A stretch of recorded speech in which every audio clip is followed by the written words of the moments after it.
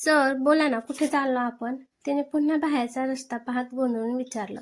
आपल्या स्वप्नाच्या जगात फक्त तू आणि मी आजची रात्र अविस्मरणीय बनवूया.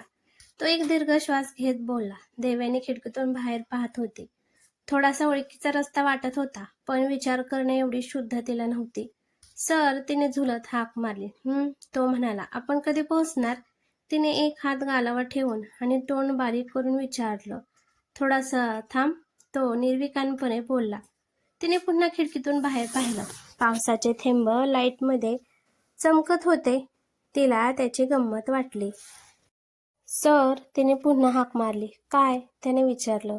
मला पाण्यामध्ये पोहायचे आहे. ती बाहेर पाहून हसत बोलली. नाही, तू भिजलीस की तुझे कपडेही भिजतील आणि सध्या तू कपडे बदलण्याच्या मनस्थितीत नाहीस. तो बोलला. Sir please. तो तोंडाचा चंबू करून बोलली. क्षणभर तो विरघळला, पण पुन्हा तो निर्विकारपणे रस्त्याकडे पाहू लागला. तो ऐकत नाही हे पाहून ती तोंड बारीक करून बसली. थोड्याच वेळात त्याने गाडी थांबवली. तिने आसपास पाहण्याचा प्रयत्न केला, पण अंधाराशिवाय दुसरं काही दिसत नव्हतं. तसे तिला डोळ्यांनी सगळं स्पष्ट दिसत नव्हतंच. कार्तिक पाटीलने स्वतःच्या अंगातला कोट काढला आणि तो देवयानीच्या अंगात घालू लागला. देवयानी शांतपणे तो काय काय करतोय ते पाहत होती. मधून मधून तो तिच्याकडे पाहायचा, तेव्हा ती त्याला बत्तीशी काढून दाखवत होती. ती जबरदस्त क्यूट दिसत होती. तो गालातच हसला. तिला कोट घालून तो खाली उतरला आणि तिच्या बाजूला आला. खाली झुकून त्याने तिच्या कमरेत हात घातला. देव चल. तिला दोन्ही हातात उचलत तो बोलला. बाहेर येताच तिला तिच्या डोक्यावर पाण्याचे थेंब पडल्यासारखे वाटले आणि तिचा चेहरा खुलला. मला खेळायचं आहे. ते हात पसरून त्यावरचं पाणी त्याच्या तोंडावर उडवत बोलली. त्याने डोळे मिटून तिने मारलेलं पाणी चुकवलं आणि पळतच आतमध्ये गेला. आता पाऊस अंगावर पडायचा बंद झाला म्हणून तिचा चेहरा लगेच पडला. त्याने तिला एका बेडरूममध्ये नेलं आणि सोफ्यावर बसवलं. मग तिच्या अंगातला कोट काढला. ती एखाद्या आज्ञाधारक मुलीसारखी त्याला फक्त साथ देत होती. त्याने मग टॉवेल घेतला आणि त्याच्यासमोर गुडघ्यावर बसून तिचे केस पुसायला सुरुवात केली. खडूस सनकी सायको. ती त्याच्यावर तोंड बारीक करून बडबडली. तो तिचे केस पुसता पुसता थांबला. त्याच्या भुवया आपोआप वर झाल्या. काय? त्याने विचारलं. त्याच्या आवाजातला किंचित राग पाहून त्याही स्थितीत तिच्या डोळ्यात भीती भरली. तिने मान खाली घातली. बोल. त्याने हनुवटी पकडून तिचा चेहरा वर केला.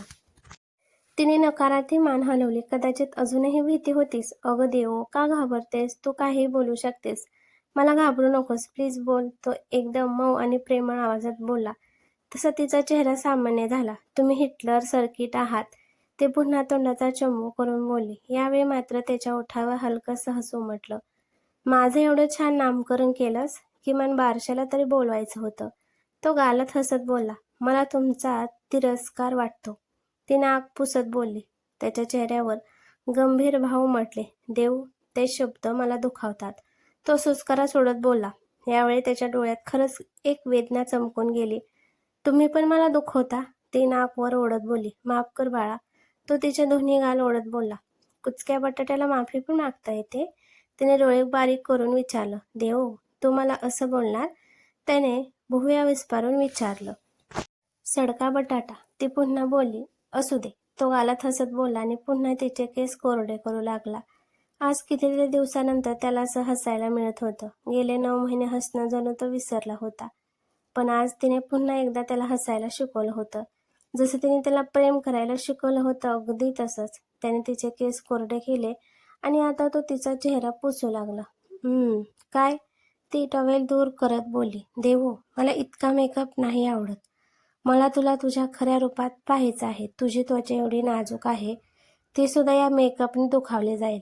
तो बोलला आणि टिश्यू पेपरने तिचे गाल आणि ओठ पुसू लागला. ती शांतपणे त्याच्याकडे पाहत होती. पाहता पाहता तिची नजर त्याच्या मानेवर गेली.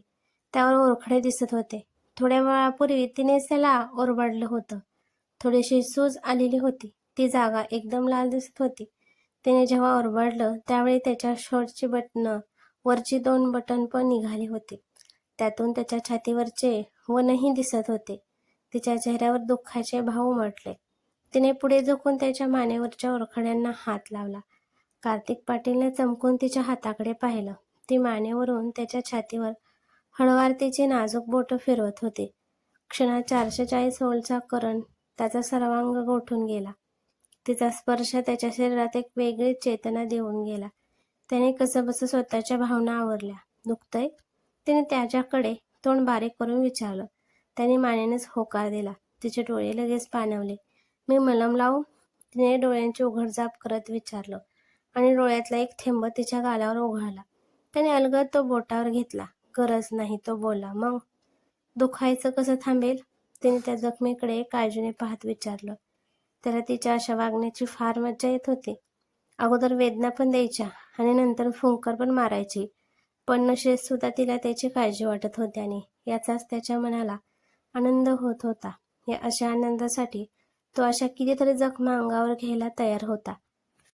इथे किस कर, तो मिसळपणे तिच्या डोळ्यात पाहत बोलला. मग दुखायचं थांबेल? तिने मान वाकडी करून निरागसपणे विचारलं. त्याने डोळ्याची उघडझाप करून होकार दिला. ती लगेच थोडी पुढे झुकली आणि त्याचे कॉलर पकडून तिने त्याच्या मानेवर ओठ टेकवले. तो थोडा शॉक झाला. पुन्हा एकदा सर्व अंगातून थंड लाट वाहिली. आज दुसरी वेळ होती तिने त्याची कॉलर पकडली होती. आजपर्यंत पूर्ण आयुष्यात कोणाची हिंमत झाली नव्हती त्याच्या कॉलरला हात लावायची, पण तिने केली होती. नव्हे, त्याने करू दिली होती. त्याने एक दीर्घ श्वास घेतला. तिच्या ओठांचा मऊ स्पर्श त्याला जबरदस्त अस्वस्थ करून गेला. त्याने त्याच्या भावना आवरल्याने डोळे गच्च मिटले. ती मात्र त्याच्या मानेवरून तशीच त्याच्या छातीवर आली आणि तिथल्या जखमेवर तिने ओठ टेकवले. देऊ, तू अशीच वागलीस तर माझा जीव घेशील. त्याने एक सुस्कारा सोडला आणि डोळे उघडून तिला खांद्याला धरून बाजूला केलं. याच्यापुढे तो स्वतःला आवरू शकत नव्हता. राहिलं दुखायचं? तिने बालिशपणाने विचारले. हो, मी ठीक आहे, तो तिच्याजवळून उठत बोलला. आज पहिल्यांदा तिने त्याला किस केला होता, तेही त्याच्या छातीवर. त्याचं मन सैरभैर झालेलं. हवेहवेशा भावना डोकं काढत होत्या आणि त्या भावना आवरण्यात तो स्वतः मागे पडू लागला होता. देऊ, इथेच थांब, मी कपडे बदलून आलो, तो तिच्याकडे न पाहता बोलला आणि वॉशरूममध्ये गेला. त्याने त्याचा शर्ट बदलला आणि पुन्हा तिच्याजवळ येऊन बसला. तुला झोपायचं आहे? त्याने तिच्या डोक्यावरून प्रेमाने हात फिरवत विचारलं. एव्हाना तो पूर्ण शांत झालेला. तिने मान वर करून खाली करून होकार दिला. बेडवर झोपणार? त्याने बेडकडे इशारा केला. तिने नकारार्थी मान हलवली. मग? त्याने विचारलं आणि ती थेट त्याच्या मांडीवर डोकं ठेवून झोपली. तो गालात हसला आणि त्याने तिच्या केसात हात घातला. कार्तिक सर, तुम्ही मला मिस केलं? तिने विचारलं. त्याचा कंठ दाटून आला. त्याने तिला किती मिस केलं ते कोणी शब्दात सुद्धा सांगू शकत नव्हतं. नाही, तो बोलला. तिचे डोळे पाणवले. मी तुम्हाला खूप मिस केलं. तिच्या डोळ्यातून अश्रू बाहेर आले. त्याने ते पुसले. पण तुम्ही मिस केलंच नाही, ती ओठ काढून बोलली. देव, मिस करायला विसरावं लागतं. मी तर तुला कधी विसरलोच नाही. अगदी झोपेत पण मन आणि बुद्धी तुझ्याच विचारात होती. स्वप्न, तेही फक्त तुझे, तेही न चुकता. असं एक क्षण आला नाही की मी तुला विसरलो. प्रत्येक ठिकाणी तू होतीस, आहेस आणि नेहमी राहशील. तुझी जागा कोणीच घेऊ शकत नाही, तो खोल मनातून बोलला. खरंच? तिने विचारलं. हो, तो तिच्या गालावरून हात फिरवत बोलला. सर, तिने हाक मारली. मला कार्तिक म्हण, तो तिच्या डोळ्यात पाहत बोलला. नाही, मी सरच बोलणार. ती किरण बोलेल कार्तिक, ती तोंड वाकडं करत बोलली. तो गालात हसला. तुला जळफळाट होतो का? त्याने विचारलं. तिने त्याच्या डोळ्यात पाहिलं आणि त्याचा हात हातात घेतला. माझे? तुम्ही माझे आहात? ती माझे शब्दावर जोर देत बोलली आणि तिने त्याचा हात छातीशी कवटाळला. तिचा हा हक्क गाजवणारा स्वभाव तो पहिल्यांदा पाहत होता आणि त्याला तो फार आवडला. हो, मी तुझाच आहे आणि तू माझी आहेस, तो खाली झुकत बोलला आणि त्याने तिच्या कानावर एक हात ठेवून तिच्या कपाळावर ओठ टेकवले. तिने लगेच त्याचा हात सोडला आणि त्याच्या छातीवर हात ठेवून त्याला ढोकलू लागली. काय? त्याने गोंधळून विचारलं. बटरफ्लाय, ती तोंड बारीक करून बोलली. काय बटरफ्लाय? त्याने गोंधळून विचारलं. तुमचे पाळीव, ती बोलली. वाट? आता तो जास्तच गोंधळला. तुमचे पाळीव फुलपाखरू मला खूप त्रास देतात. तुम्ही असं जवळ आला की ते पण लगेच इथं येतात. ती स्वतःच्या पोटावर हात ठेवत बालिशपणे बोलली. अन कार्तिक आता हसायला लागला. कुठे आहेत? त्याने विचारले. आता गेले, ती बोलली. पुन्हा कधी येणार? त्याने विचारलं. तुम्ही किस करा मग येतील, ती बोलली. रिअली? त्याने थोडं मिसळपणे विचारले. तिने निरागसपणे उत्तर दिलं. खरंच किस करू? त्याने पुन्हा एकदा विचारलं. ती म्हणाली. तो पुन्हा खाली झुकला आणि यावेळी त्याने तिच्या कानावर ओठ टेकवले. तसेच ओठ फिरवत तो तिच्या मानेवर आला. तिचं अंग शहारलं. तिने लगेच अंग चोरून घेतलं. तिच्या शरीरावरचे ताठ झालेले केस त्याला स्पष्ट दिसून होते. नको, ती डोळे मिटून बोलली. तसा तो थोडा बाजूला झाला. बटरफ्लाय आले? त्याने हसून विचारलं. हो, ती बोलली आणि तिने त्याचा हात तिच्या पोटावर ठेवला. खूप नाचतात इथे, त्रास होतो. काय होतं माहीत नाही तुमच्यात सामावून. ती बोलता बोलता थांबली. त्याला कळलं तिला काय बोलायचं होतं. त्याने हळवा तिच्या पोटावरून हात फिरवला. तिची नाभी ड्रेसवरूनही जाणत होती. त्याची बोटं त्याच्याही नकळत तिथेच घुटमळली. तसं तिने त्याचा हात घट्ट पकडला. तिच्या चेहऱ्यावरच्या भावना ओळखून त्याने लगेच तिच्या पोटावरून हात काढला आणि केसातून फिरवू लागला. मी बटरफ्लाय पाळले आहेत हे मला आता समजतंय. पण ते तुला त्रास देत असतील तर मात्र मी त्यांना उडवून लावेल, तो हसत बोलला. नाही, मला ते आवडतात, ती लाजून हसत बोलली. तोही मग गालात हसू लागला. देऊ, तुला असताना अशी ब्लश करताना खूप सुंदर दिसते. तुझे हे गुलाबी झालेले गाल आणि स्ट्रॉबेरी सारखे ओठ. मी पुन्हा पुन्हा तुझ्याच प्रेमात पडतो, तो तिचा चेहरा निहाळत बोलला. आज 9 महिन्यानंतर तो तिला इतका वेळ इतकं जवळून आणि निरखून पाहत होता. त्याला तिच्यावरून नजर हटवायशी वाटत नव्हती. ही रात्र अशीच राहावी, सूर्य कधीच येऊ नये असं त्याला वाटत होतं. कार्तिक पाटील, आधी काय होतं आणि आता काय झालंय. कुठल्याच मुलीला कधी काडीची ही किंमत दिली नव्हती. अगदी एखाद्या खेळण्याप्रमाणे पाहिलं त्यांच्याकडे. आपल्या इशाऱ्यावर नाचवलं त्यांना आणि आता एकच मुलगी स्वतःच्या इशाऱ्यावर मलाच नाचवते.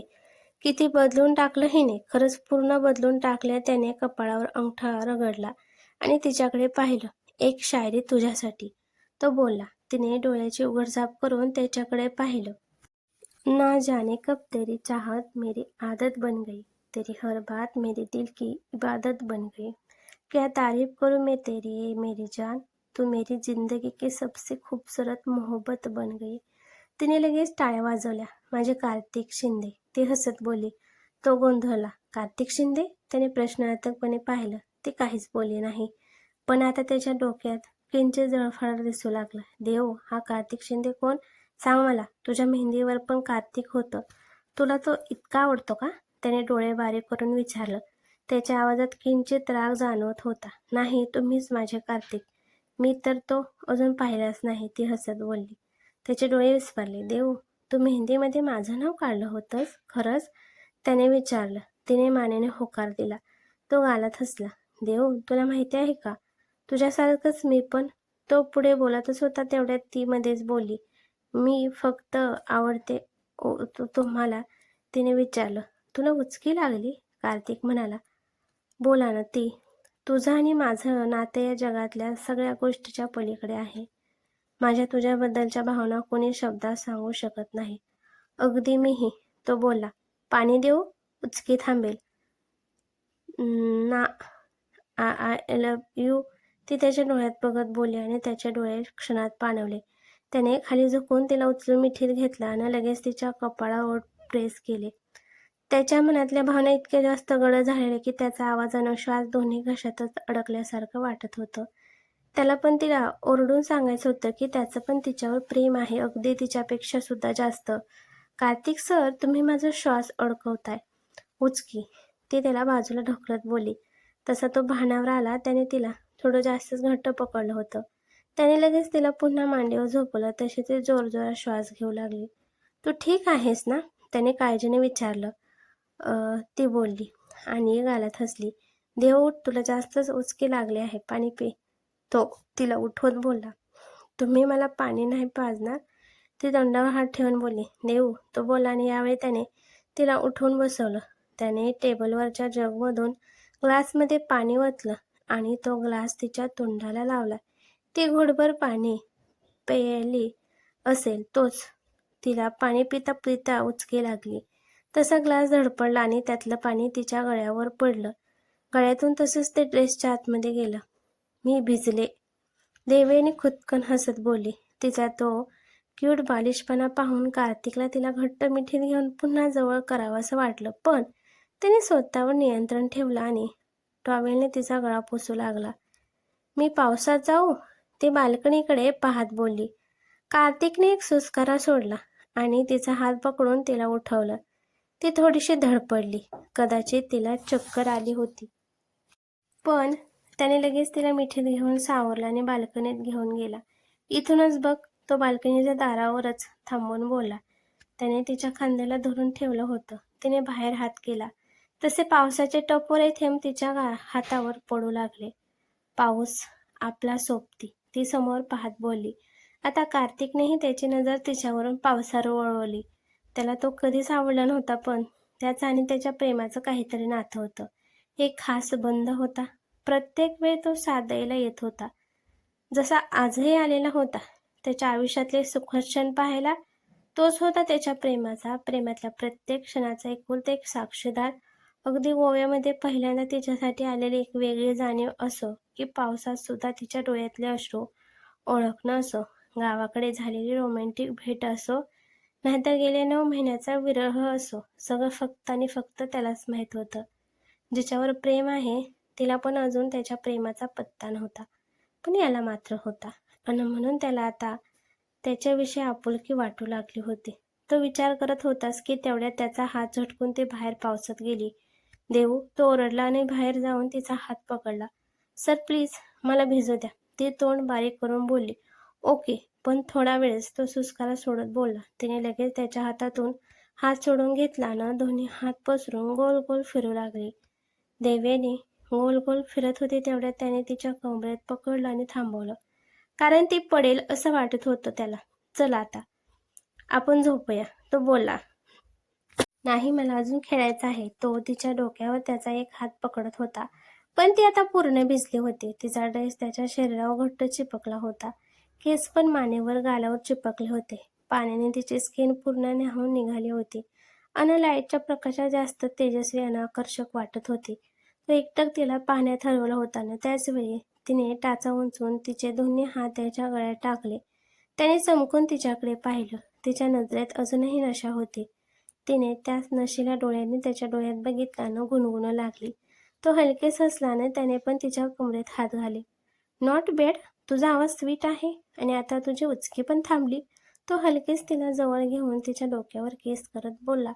तिची उंची त्याच्या हनुवटीजवळ लागत होती. त्याने तिचे गळ्यातले हात काढले आणि तिच्या डोक्यावर हनुवटी ठेवली. आता मस्त डोळे मिटवून तुला अनुभवू लागला. ती मात्र अजूनही गुणगुणत होती. नशेत तू जबरदस्त रोमॅन्टिक होतेस, तो गालात हसत बोलला. तिने तिचे हात आता त्याच्या पाठीवर ठेवून मिठी मारली. देव, खूप भिजली आहे, चल आत, आजारी पडशील, तो तिच्या मिठीतून बाजूला होत बोलला अन हलकेच तिला दोन्ही हातावर उचलून घेतलं. ती आता शांत शांत वाटत होती. त्याने तिला वॉशरूमच्या बाहेर सोडलं आणि तिच्या हातात एक लॉंग नाईट सूट दिला. कपडे बदल, तो बोलला. तिने तो घेतला आणि वॉशरूममध्ये गेली. तिने दरवाजा बंद केला. तोच लॉक करू नकोस, तो बाहेरून ओरडला. त्याला काळजी वाटत होती, कारण अजूनही ती धडपडत होती. ती आवरेपर्यंत त्याने बाहेरच त्याचे केस पुसले आणि कपडे बदलले, पण ती अजूनही बाहेर आलेली नव्हती. देऊ, त्याने बाहेरून हाक मारली. आतून काहीच प्रतिसाद आला नाही. देऊ, कपडे बदलून झाले का, त्याने पुन्हा विचारलं. आतून काहीच प्रतिक्रिया नव्हती. आता मात्र त्याला काळजी वाटू लागली. देऊ, मी आत येतोय, तू कपडे बदलतेस का, त्याने पुन्हा एकदा आवाज दिला, पण तरीही काहीच प्रतिक्रिया नव्हती. त्याला जास्तच काळजी वाटू लागली. पण आतमध्ये तिने कपडे बदलले असतील की नाही हेच त्याला कळत नव्हतं. अशा अवस्थेत आतमध्ये जायला त्याला अवघडल्यासारखं वाटत होतं. त्याने दरवाजावर हलकं टकटक केलं, पण काहीच प्रतिसाद मिळाला नाही. मग मात्र त्याने दरवाजा उघडला आणि आतमध्ये गेला. समोर काय पाहायला मिळेल या कल्पनेनेच त्याचं हृदय जोरात धडधडू लागलं होतं. नजर खाली करूनच तो पाहत होता. समोर फरशीवर तिचे कपडे अस्तव्यस्त पडलेले दिसत होते. त्याला त्याच्या हृदयाचे ठोके चुकल्यासारखं वाटलं. त्याने एक आवंठा घेत मान वर करून पाहिलं तर कोरड्या बाथटबमध्ये ती दोन्ही गुडघे छातीशी घट्ट पकडून झोपली होती. त्याने दिलेला गाऊन तिने घातला होता, फक्त त्याची गाठ उघडी होती. त्याने हसत सुस्कारा सोडला आणि टबच्या कडेवर जाऊन बसला. त्याने पुढे झोकून तिची उघडी गाठ बांधली आणि तिच्या चेहऱ्यावर पसरलेले केस बाजूला केले. किती शांत आणि निरागस झोपली होती ती. त्याने तिला उचललं आणि बाहेर बेडवर आणून झोपवलं. तिने थोडीशी चुळबुळ केली. त्याने तिच्या डोक्यावर हात ठेवून थोपटलं. तशी ती पुन्हा झोपली. देव, तू माझं आयुष्य आहेस. फक्त काही दिवस आणि मग तू कायमची माझी होशील. आणि अजून एक गोष्ट देव, मी त्या दिवसाची वाट पाहीन जेव्हा तू पूर्ण शुद्धीत मला, कार्तिक, माझं तुमच्यावर प्रेम आहे असं म्हणशील. मला माझं नाव तुझ्या ओठांवरून ऐकायचं आहे. तो हळूच पुटपुटला आणि त्याने तिच्या गालावर किस केलं.